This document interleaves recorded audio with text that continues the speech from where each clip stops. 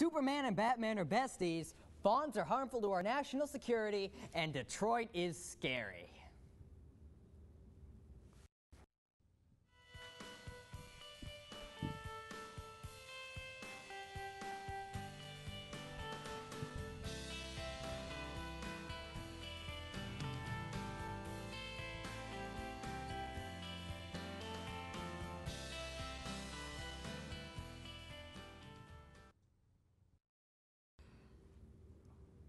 I'm Jake Gookin, and welcome to Full Sail News, the show where the news is random and our stories aren't relevant.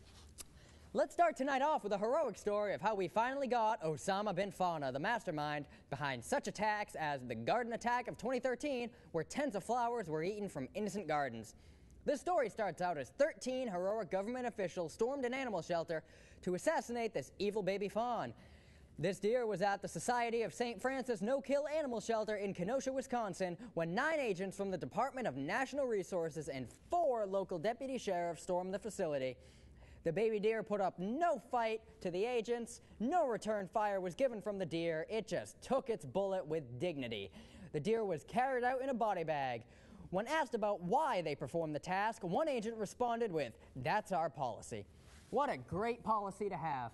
It's nice to know that our tax dollars are going to a noble cause like killing baby deer. All those human criminals on the streets are on the back burner while we capture the real enemy, furry fawns. Speaking of heroism in government employees, Detroit cops have been arrested for robbing citizens at gunpoint. These officers were assumed to be fake and only in disguise as a police officer when holding victims at gunpoint demanding money. It is now known that they are in fact officers and are now arrested. If you find yourself in Detroit and think a fake cop is pulling you over, you have permission to not pull over and call dispatch, according to the Detroit Police Department. In other news, the amount of police chases has gone up in Detroit by 200%. Detroit has had its fair share of bad luck recently with bankruptcy, floods, and now cops robbing citizens. It's hard to figure out why no one wants to live there. Now we get to a topic close to home here at Full Sail. We do not have nurses, so we sent our chief correspondent to find out why. Hello, I'm Stephen Spady, your favorite news source for the news. I'm here at the emergency contact phone call booth that you go to when you're in trouble. Let's see what's happening.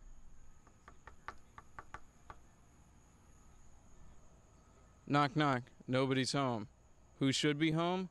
A nurse. Do you think a campus such as this one needs a nurse? Yeah, just in case. Like, you never know what could happen at Full Sail. You definitely need a nurse on deck at all times. It would make me feel better because another instance, in my art class, I'm a game art student, with an X-Acto blade, someone cut their hand. I know there's a lot of students here that are older and don't have access to cars, so it wouldn't be a bad deal to have a nurse or two on campus. Some people have been so angered that they have turned to the interwebs. Here, look. I'm about to live tweet Full Sail right this second. We need a nurse on campus. Hold on, campus. Exclamation point 3 times. Can I show this? Hold that up. Full Sail, we need a nurse on campus. Actually, that sounds like I'm in trouble. I don't know if I should tweet this right now. So, folks, you heard it here. We want nurse. Bring me nurse. Thanks a lot, Stephen. We'll be back after this short commercial break. Check it. Oh, your new domain name and website from GoDaddy.com? Yep, and now that I'm online, it's like I can make anything happen. Danica Patrick. Suddenly I have the urge to take another shower. This is awesome! Keep watching. This is my 5th shower today. Steamy. Steamy? Let's add the German woman from the dean's office. Miss Schmidt. Go, Daddy. Go, Daddy. Welcome back. Batman and Superman joined forces in an upcoming DC movie. The Man of Steel director Zack Snyder announced at Comic-Con that the Superman sequel will include Batman as a main character. He did this by reading a dramatic excerpt from the Batman vs. Superman comic, The Dark Knight Returns, as well as teasing a Superman-Batman logo. Specular hits galore. Both Zack Snyder and Christopher Nolan are attached to the sequel, although the Batman character will not be the same one as from the Nolan Batman trilogy. It has been speculated that this Superman-Batman universe will ultimately be setting the stage for an eventual Justice League movie, but this has not been confirmed. Other speculation includes a possible Superman versus Batman relationship as taken from the Dark Knight Returns comic. However, this is not confirmed because it was stated that the movie will simply be based off the comic. Overall, this is not unexpected news, as many people noticed the Wayne Enterprise logo in Man of Steel. Nevertheless, it is fairly exciting news for all DC comic book fans. So the other day, I went around Full Sail to ask students about the idea of having fraternities here at school. Let's see what they had to say. Full Sail is not your typical university. Today, we went around to ask the students about college traditions other schools have that they wish they could see here. The school doesn't have most of the extracurricular you would expect from a traditional university. They don't have sports teams or dorms. But let's see how they would feel about the prospect of getting fraternities and sororities. I think it'd be a terrible idea to have frats and sororities at Full Sail, because that would take away from the educational purposes of the school. The education isn't the only concern. With a 24-hour campus, Full Sail isn't the most accommodating place for extracurriculars. Plus the schedule will not really help with the activities. The crazy schedule would just be like not match and stuff. So. However, the opinion isn't unanimous. We talked to another student who had a very different view on the subject. OMG, I would love that. I mean, we have no type of school spirit. We don't do anything. Like, you know, UCF, they have so many big events, so much free stuff. I always go there. We have nothing. It sounds like the students are divided on this topic, and I don't think we're going to find out what it's going to be like if other traditions come here anytime soon. Back to you guys.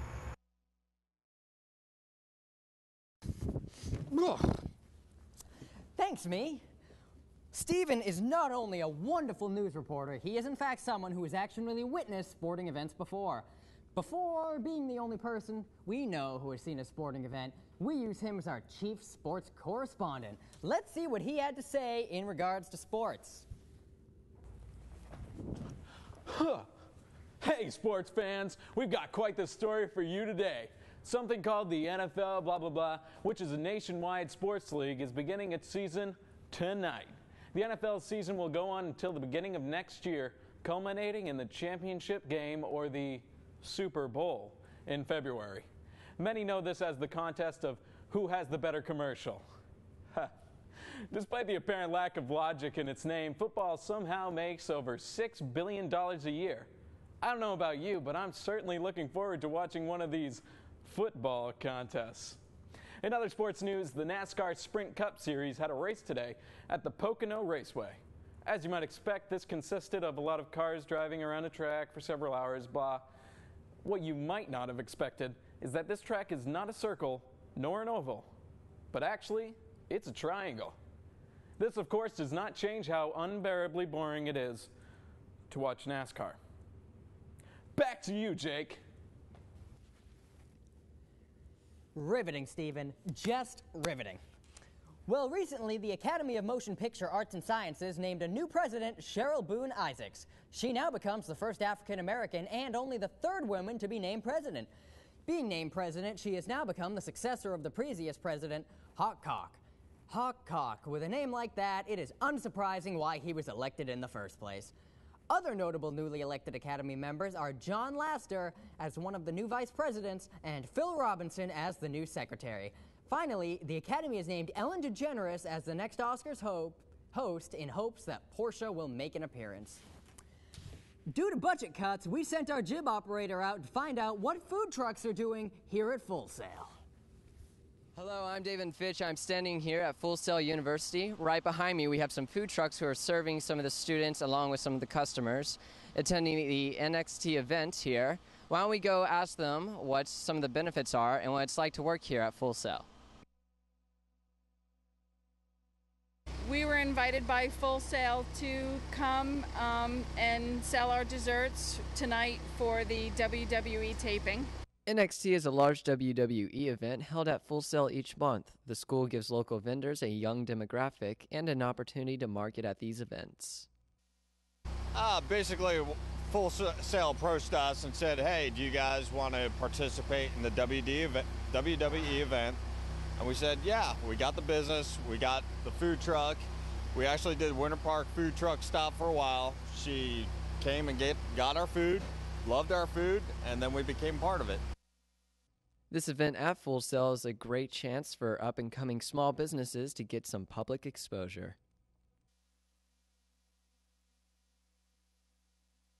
We're hoping that we're going to get the word out or whatever. We're a fairly new truck, so we're looking to build a following. So there you have it. It looks like whenever you serve your food out at Full Sail University, it really helps you get connections. That's tonight's scoop. Back to you. Wow, that was something else. Thanks, David. We'll be back with more. Stay tuned. Check it. Oh, your new domain name and website from GoDaddy.com? Yep, and now that I'm online, it's like I can make anything happen. Danica Patrick. Suddenly I have the urge to take another shower. This is awesome! Keep watching. This is my 5th shower today. Steamy. Steamy? Let's add the German woman from the dean's office. Miss Schmidt. Go, Daddy. Go, Daddy. Oh, you're back. Updating a story we had reported a few weeks ago, Chipotle restaurants do indeed play Radiohead songs. Our initial source had told us that the Mexican food chain did not include any of Radiohead's music in any of their 1,400 eateries. According to Christopher Golub, the man in charge of music programming, the architecture and design of their restaurants did not mesh with certain types of music, including Radiohead. This caused a bit of an uproar among burrito bowl-loving Radiohead fans to the point where there was an official response from Chipotle. A spokesman responded by saying that there was no ban on Radiohead, that there had been a misunderstanding at some point. They currently have at least 2 whole songs playing in their restaurants. In other news, McDonald's bans Mumford & Sons songs due to hipsters not eating there anyway. Full Sail has a Twitter account, but is it actually useful for anything other than promoting the school? Hi, Steven Spady on the scene. Do you know Full Sail has a Twitter account? I do. Let's go talk to other people who do. Do you follow the Full Sail Twitter account? Yes, I do. I do follow Full Sail at Full Sail. Yes, I do.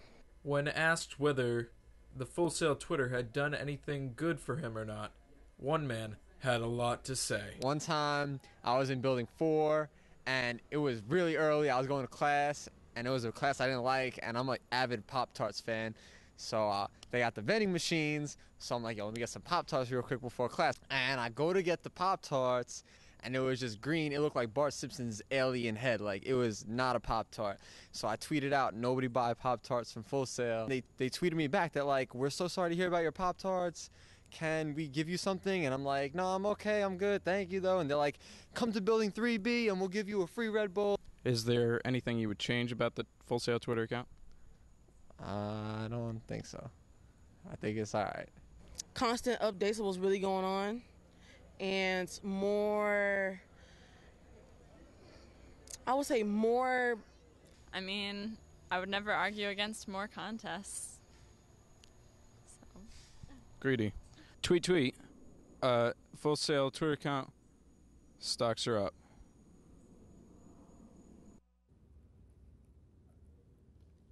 Now getting to a story that's been going around the other outlets recently that makes us all say, why does this matter?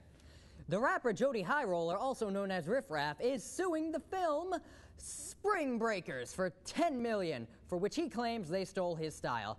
He's sure of this because the film's director, Harmony Korine, had originally asked Jody High Roller to be in the film. Though he liked the film, he believes it didn't portray him in a positive way because he drives more expensive cars and doesn't suck guns. Well said, Riffraff. I'm sure this is grounds to sue. What a hard-hitting intellectual story to end tonight's show on. Well, ladies and gentlemen, have a good night. I'm Jake Gookin, and this has been Full Sail News.